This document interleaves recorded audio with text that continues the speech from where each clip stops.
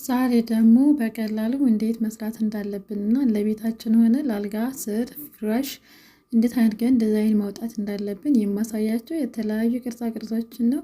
አሰላሙ አለይኩም ወራህመቱላሂ ወበረካቱ። ድና የተከበራችሁ ወደ ዩቲዩብ ቤተሰቦች እንዴት ናችሁ? ደህና ናችሁ? አይ ሰላማችሁ በዚህ ይበልልኝ። ዛሬ የማሳያችሁ በተለያዩ ከለሮች ብቻ ሳይሆን በቀይና በጥቁር ነው። ከዛ በኋላ ከለሮች እንደዚህ ካስተካከልን በኋላ የምናሽግበትን ወረቀቶች በሜትር ወይንም ደግሞ በማስመሪያ በመቆራረጥ የምንፈልገውን አይነት ፓርቶች እያስያዝን በደንብ አድርገን ቆራርጠን በደንብ አድርገን እንጠቀልላቸዋለን። እንደምታዩት ወደ ጠቅላላው ስንገባ በጣም የሚያምር ከዛ ደግሞ ጽዳቱን የጠበቀ ይሆናል ማለት ነው። እድሜ ልካችሁን እንኳን ፈለጋችሁበት ቦታ ብታስቀምጡት አይበላሽም። ግን እናንተ ስታዘጋጁ ግን ሁሌም ቢሆን መጀመሪያ ዲዛይናችሁን እንደተለመደው መምረጥ አለባችሁ። በተለያየ ከለር መስራት አለባችሁ። አበባ ድሮ ቀረ ከውጭ እየሄዱ መግዛት። አሁን ግን በጣም ደስ ይላል። የዛሬዋ ደንበኛዬ አዲስ ባለ ትዳር ነበረች። እኔም ደግሞ እንደምረላ ብዬ ከአልጋዋ ስር ዱኬሯን አይቼው ነበርና ከሷ አልጋ ስር ጋር የሚሄድ የከለር ማለት ከአልጋ ስር ስላቸው ምንጣፋቸውና አበባው አንድ አይነት ስለነበረ በአንድ ከለር እንዳይሆንባት ብዬ ይህን አይነት እንደዚህ አማረ ሰርቼ ይላታለሁኝ።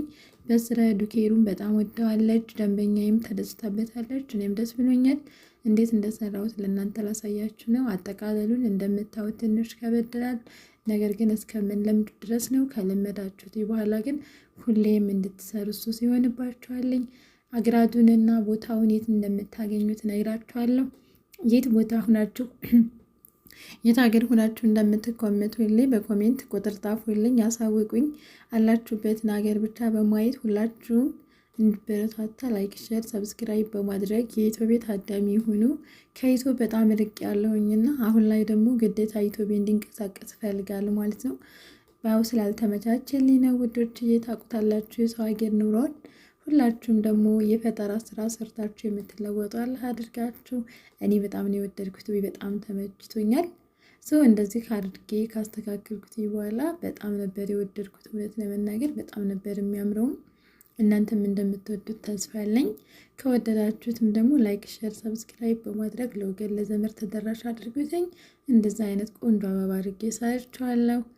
ወዳችኋለሁ። በያላችሁበት አላህ ይጠብቃችሁ።